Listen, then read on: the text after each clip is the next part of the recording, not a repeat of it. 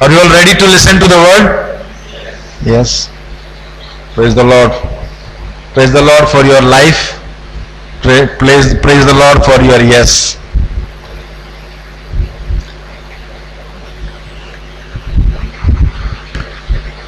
Gospel has reached this great nation India around 2000 years ago,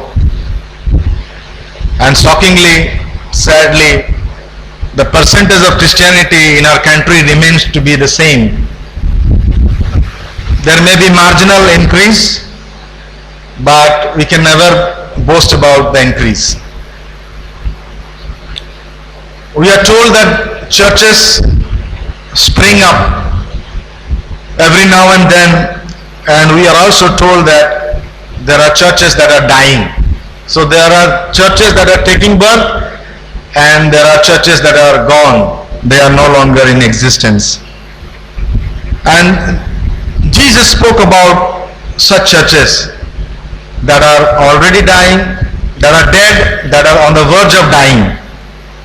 And one of such church we find in the book of Revelation chapter 3 verse 1 is the church at Sardis, Sardis. And this church was known as a dead church, a dying church, a church that seemingly looked alive, had the reputation of being alive, but inwardly it was dead. The Lord saw it and said, yes, you seem to be alive, but in true sense, you are no longer alive, you are dead. So, history is the witness to this fact that there are churches that are springing up and there are churches that are no longer in existence. There are dead churches. Whether in the Bible or in the history of Christianity. There are two reasons why churches die or churches are on the verge of dying. There are two ways we can understand. One is that they continue to, they no longer exist locally. They no longer exist locally. They may cease to exist. And the other way you can understand this as they may locally exist but spiritually dead. Two ways you can take the words of Jesus. When Jesus said, you have the reputation of being alive, but you are truly dead. Inwardly you are dead. So we can understand this in two ways, as I told you. This morning, the topic that I'm going to speak to you is on what kills a church. It sounds very awkward, right? We don't want to hear. What kills a church? What can kill a church? And how should a church respond to it? What kills a church and how should a church respond to it? This is a very, very critical question, serious question. Many churches, they gloss over this question. They are very complacent, they're happy with where they are, they're happy with their achievements, they think that's all they need to do and they have done it and therefore they don't need to improve anymore. But my friend, this morning as church, it's important for us to learn the things that can kill a church. I'm happy for Union Church. This church is thriving day by day. In terms of number, no doubt, and in terms of quality as well. In both sense, we are thriving, we are prospering. And I'm sure all of you are going to say amen to that. Amen? Yes, if you believe that this church is thriving, yes, this church is thriving. Many of you come to us and say that, Pastor, this church is growing. And we are so happy when we hear that kind of positive comment. Yes, we understand that there are so many things that needs to be chiseled out, ironed out. Nevertheless, we should not forget about the good things that are happening in this Union Church. Well, there are three things that can endanger a congregation. I urge all of you to relate yourself to this. You can individually relate to today's message. You can also relate to this message as a church, as a body of Christ, as a congregation. Now, three things to my mind can endanger a church. Number one is persecution. The first thing that can endanger a congregation is persecution. The second thing that can endanger a church is false teaching, wrong doctrine. And the third thing that can endanger a church is indifference. Indifference, coldness, apathy. Now what happened to the church at Sardis? Why is that these people were inwardly dying? They were outwardly very prosperous, but inwardly they were rotten. Something was wrong with their lives. And there are many factors that contribute towards the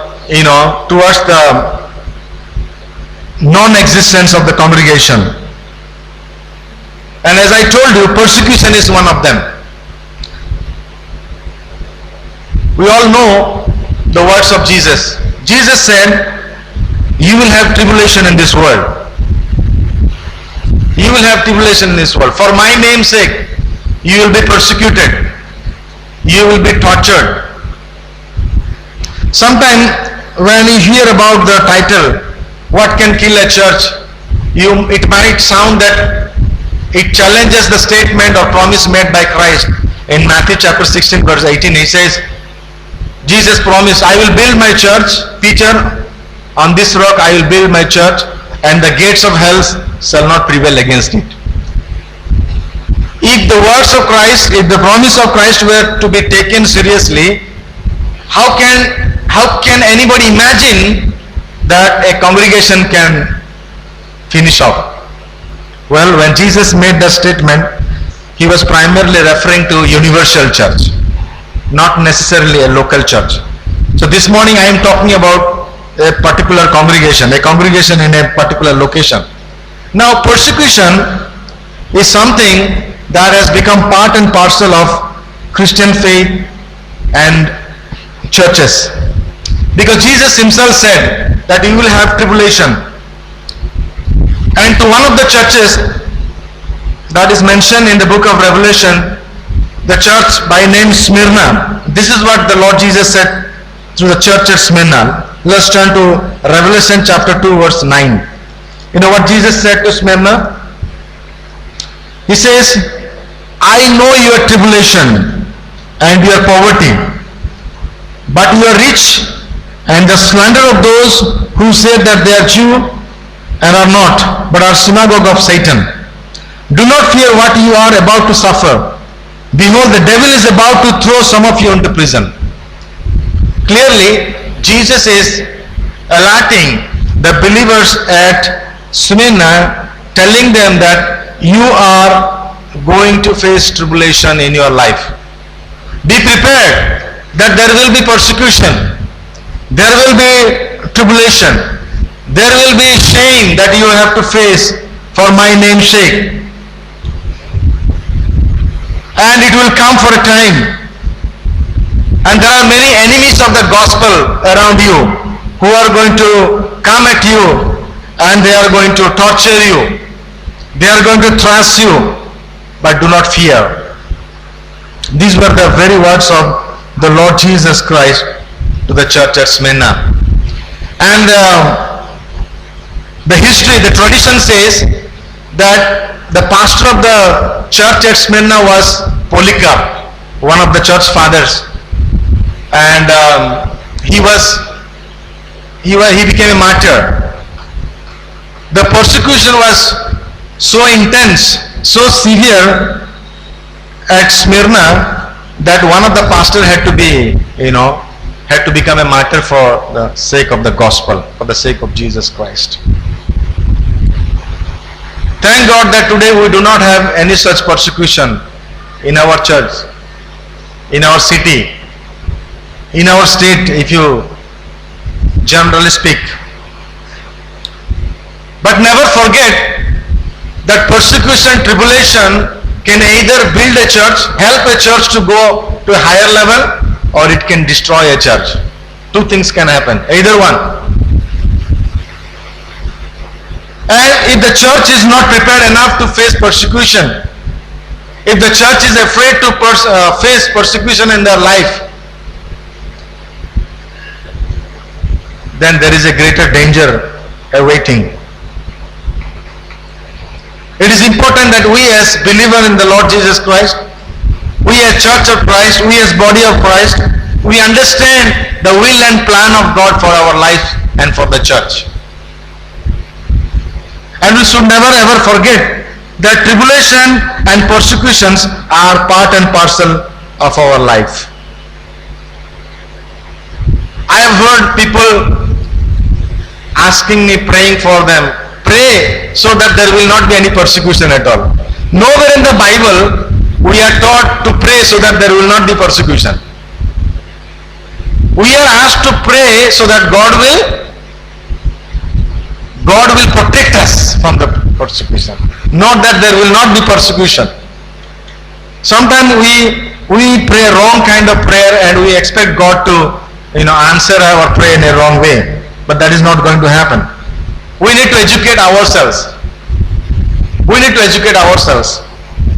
Yesterday we had a fasting prayer here from 6 a.m. to 12 p.m. 6-hour long prayer. We had just handful of people come and attend. And one of the reasons why very few of us are serious about prayer is because we don't have any problems. That's what I believe. The moment the church faces tribulation problem, I tell you there will not be any place here left. Any chairs empty left. When the people of Israel were in Egypt, these people were under tremendous persecution, torture. And they started crying to the Lord. You know what the Bible says? The more they were persecuted, the more they multiplied. The stronger they became. The more there is tribulation for us. It is a way for us to grow spiritually. It is a ground for us to retrospect ourselves, introspect ourselves, examine ourselves, get closer to God, seek His favor, seek His assistance, seek His protection, and fulfill His will and plan in our lives. This morning I want to tell you, my friend, if you do not know how to respond to persecution as a believer in Christ, as a body of Christ, it will be disaster for our life journey, faith life journey. What does the Bible say about responding to persecution? How should a church respond to persecution? There are 5 ways we can respond to persecution as church. Number 1, when persecution comes, we should be sober and diligent. If you turn to 1 Peter chapter 5, verses 8 and 9, Peter clearly explains, be sober-minded, be watchful. Your adversary, the devil, prowls around like a roaring lion, seeking someone to devour. Resist him, firm in your faith, knowing that the same kinds of sufferings are being experienced by your brotherhood throughout the world. Throughout the world. Today, thankfully, we don't have any persecution here. But there are places in the world who live in fear, who read the Bible in tremble, who go to church not being sure whether they are going to come back home. Recently I saw a video in WhatsApp. It was a video was about a pastor who went to China to teach some of the untrained pastors there. And as you all know, in China there are all underground churches. They don't have overground like us. They cannot worship the Lord openly. They cannot read the Bible openly. And the pastor was conducting his seminar in a hotel room, in a closed room, in the name of business conference. And at the end of the conference, he asked the congregation if they had any prayer request. And some of them said, well, pastor, pray for us so that there will be freedom in our country like you have in America. Pastor, pray for us so that we will have more scriptures in our country like your country. You know what the pastor said? The pastor said, I'm not going to pray. I'm not going to pray. Today in America, this is what he said. If the service is more than 1 hour long, they don't go to that church. They choose a church that has shortest time of worship. They hear a preacher who is short and sweet. Everybody has 5 to 6 Bibles, but they don't read it. But you people, you are better off. And he was saying, he was asking the members to read the scripture. And there was a lady who used to stand up without opening the scriptures. She used to just rattle out. And he surprised the pastor, and that created curiosity in him, and he went to her and asked, Madam, how come as soon as I finish quoting the verse, you start reciting? And the answer was this, well, pastor, we have to do it. Because we cannot carry the Bible with us. The moment the government sees Bible in our hand, we will be thrown behind the bars. And even in jail, you cannot read the Bible. If the jailer sees Bible in our hand, we will be thrust there. They will confiscate the Bible. So the best option in China is to learn the Bible by heart. So we know the time is running out. We are never sure whether we will have Bible in our hand.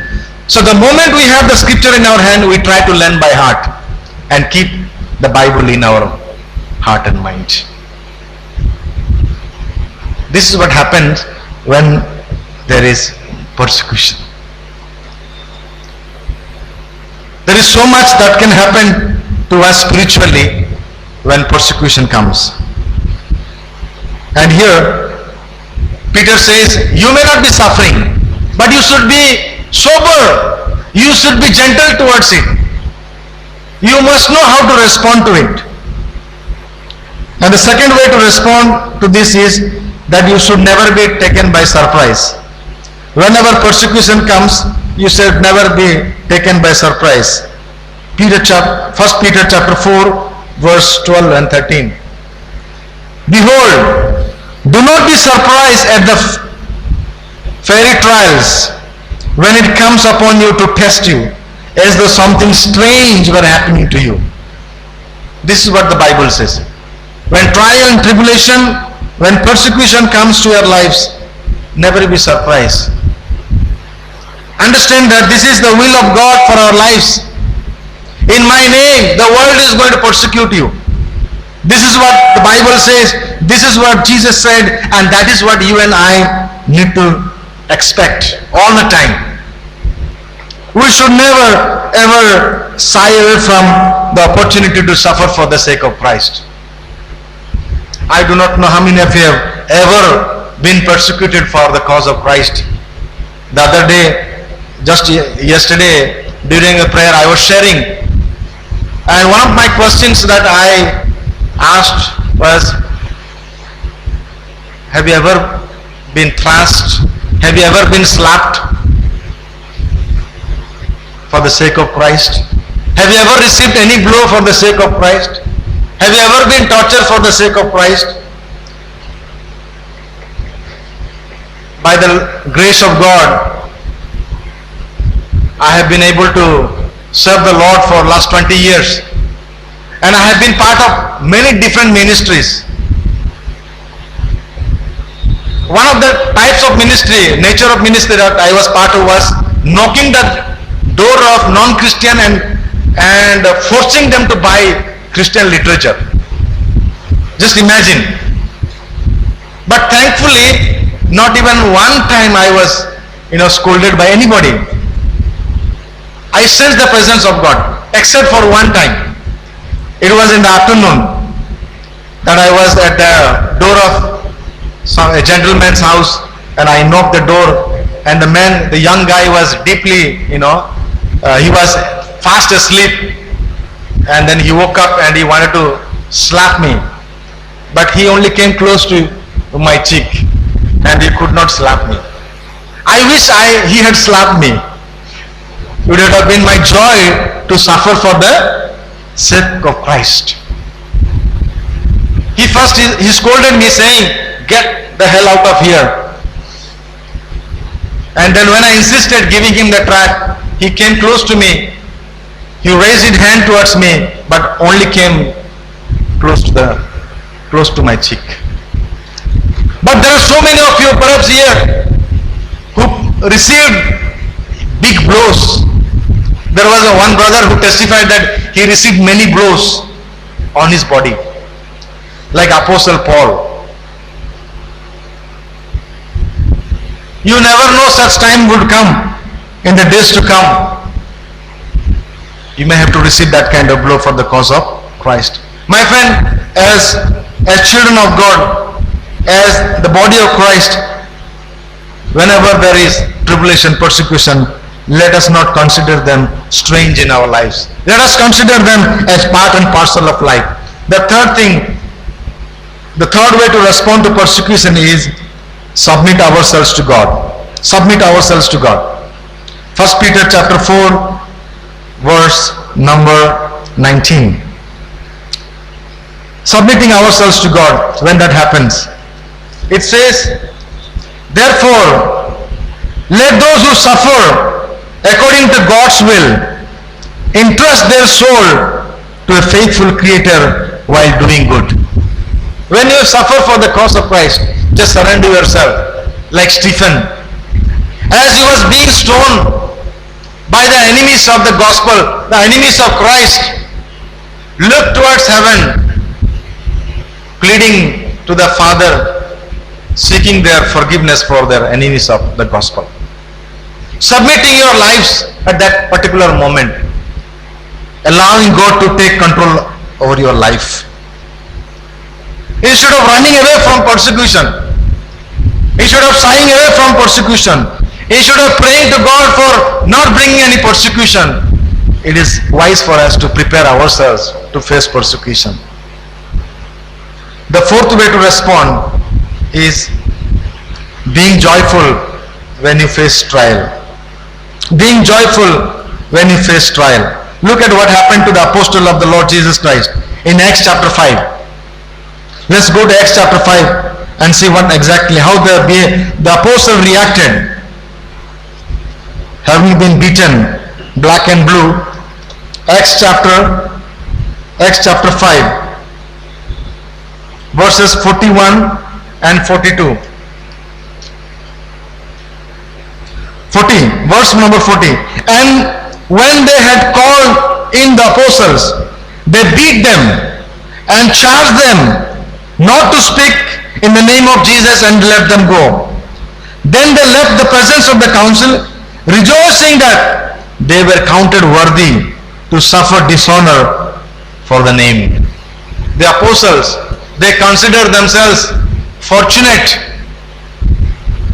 that they could suffer for the name of the Lord Jesus Christ. For the sake of the Lord Jesus Christ, for the sake of the gospel, for the sake of our faith in the Lord Jesus Christ, what can you and I do? Here it says, they rejoice. They rejoice. Even Romans chapter 5 verse 3, apostle says, rejoicing in suffering. It's very difficult to do, but that's what we are called to do. Romans chapter 5 verse number 3, it says, Not only that, but we rejoice in our suffering, knowing that suffering produces endurance in our lives. We rejoice in our suffering that comes on our way because of our faith in the Lord Jesus Christ, because of our faithful life, because of our truthful life, because of our dedicated life. You and I may have to face persecution, tribulation, but then our attitude towards it should be that of joyful. That we should be joyful, we should rejoice. And James says, count it all joy, my friend, when we face various types of trials. Yes, my friends, this morning let us prepare ourselves. Let us wait for the opportunity to suffer, if not in a big way, in a small way. I do not know whether there would come a time where we will have to either accept Christ or deny Christ at gunpoint. I do not know. God forbid. But if that kind of time comes, what would be your response? What would be my response? What would be the response of the church as a whole? Will that be a proud moment for us? Or it will be a moment of regret for us? Hebrews chapter 11 verses 36 and 37. Look at what these people have done. 36 and 37. Others suffered mocking and flogging and even chains and imprisonment. They were stoned. They were sawn in two. They were killed with the sword. They went about in skins of sheep and goats and destitute, afflicted and mistreated. This is what can happen to any one of us as Christian, as child of God. We may be targeted, we may be cornered, but the Bible says you better know how to respond to it. And God's people, they always respond with joy in their life whenever there is tribulation, there is persecution. And the fifth way of responding is by glorifying God. You know, whenever there is trouble, whenever there is tribulation, whenever there is persecution for the sake of Christ, one thing we must learn to say, praise God for what has happened in my life. Glory to God for what has happened in my life. The moment you say, praise the Lord for what has happened in your life, the devil will be ashamed. The devil will be ashamed. And his scheme will be defeated. His plan will be defeated. That's what 1 Peter chapter 4 verse 16 says, that you should rejoice, not only rejoice, you should also glorify God. Yet if anybody suffer as a Christian, let him not be ashamed, but let him glorify God in that name. Yes, my friends, through suffering, through persecution, God is glorified. Our God is glorified. Our God is exalted. Our God is magnified. Some of us think that our God is minimized. He becomes very little. He becomes very small because he is not able to save us. It's not that. Some of us might feel that my God is so big. He must save me. He must rescue me. But we forget the other side of the story is that he gives us opportunity to glorify him through our suffering and through our persecution. The second thing that can destroy a church is false teaching. You know what happened to the church at Ephesus? It threatened the church. One of the problems, one of the main reasons of the church breaking, the shipwreck of the church, is the wrong doctrine, wrong teaching, wrong doctrine, wrong preacher. Revelation chapter 2 verses 2 and 6. It says, I know your works, you toil, your patience, endurance, and how you cannot bear with those who are evil, but have tested those who call themselves apostles and are not, and found them to be false. I know you are enduring patiently and bearing up for my name's sake, and you have not grown weary. And verse number 6. Yet this you hate the work of Nicolaitans, which I also hate. The church at Ephesus, they encountered a wrong group. A group that believed once you put your faith in the Lord Jesus Christ, you have a license to sin. Once you put your trust in Jesus Christ, your sins are forgiven. Now you can live the way you want. You have license to sin. License to lasciviousness. You can indulge in any kind of sins and come to God and seek forgiveness. He will forgive you. That is the kind of teaching these Nicolaitans were promoting in the church. And the church at Ephesus, they were very clever. They were strong in the word of God. They know what the Bible teaches. They know the fundamentals of the Bible. And therefore they were able to recognize them. They were able to recognize them and never allowed them to come to church and shipwreck the church. Today what we do as church, we tolerate all kinds of wrong teachings, wrong kind of doctrines that are not prescribed in the scripture, that are not there in the scripture. There are things that are completely traditional, and yet we want to embrace them. We don't want to examine the teaching in the light of God's word. It is very important that we need to examine every preaching in the light of God's word. Everything that is said from here, everything that is taught must be measured, must be examined in the light of God's word, whether or not they are in line with God's word. Because one wrong teaching can spoil the church. Thankfully, the church at Ephesus, they knew exactly what to do. They knew how to discern between good and bad, good teaching and bad teaching. But the church at Pergamos,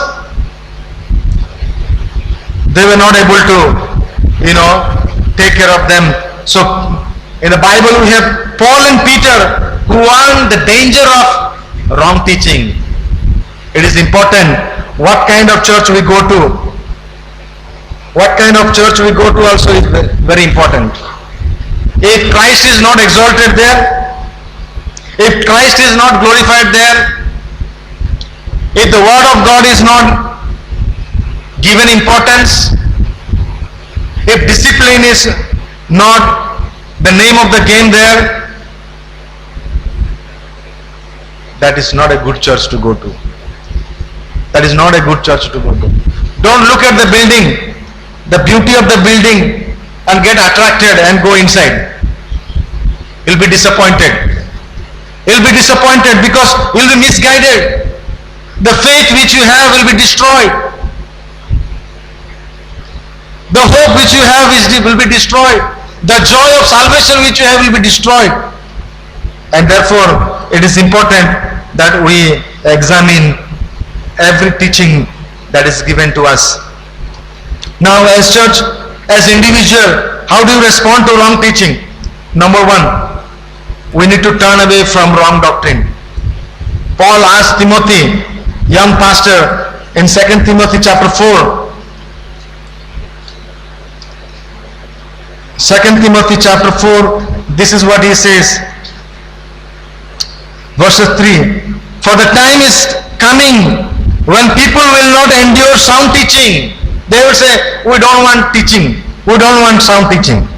But having itching ears, they will accumulate for themselves teachers to suit their own passion. Today we choose preachers who will preach according to our demand. What we like people to preach to us, not what God's word should be taught. Not what suits to our passion and what we want to hear. We should come to the church to hear what God wants to speak to me, not what I want to hear. If that is why you are here, you'll be disappointed. You'll be disappointed. This is the world where we live in, my friend. And we turn away from listening to the truth and wander off into myth. They don't want to listen to the truth. सच कड़वा होता है ना. Truth is bitter, right? Very difficult to digest. Very difficult to put into practice. But that is what God expects each one of us. We need to stand for the truth. We need to encourage the truth to be prevailed, to be promoted. And we are asked to turn away from wrong teaching and adapt, embrace sound teaching of the Word of God. Sound teaching of the Word of God. Sometimes the teaching may sound boring, but that's what you and I need. Bitter gourd may not be very tasty to our mouth, but that is good for our soul, that is good for our health. Sometimes the preaching might sound so entertaining, so nice to our ears, but nothing in our heart, because it is not the truth. It lacks the truth. It lacks the truth. It is the truth that will transform our life. And today, sadly, people are deflecting from the sound teaching and sound doctrine. The second way to respond as church is, we must avoid pop preaching which entertains rather than instructs. We need to be very wise. We need to be very wise to be rooted and grounded in the Word of God.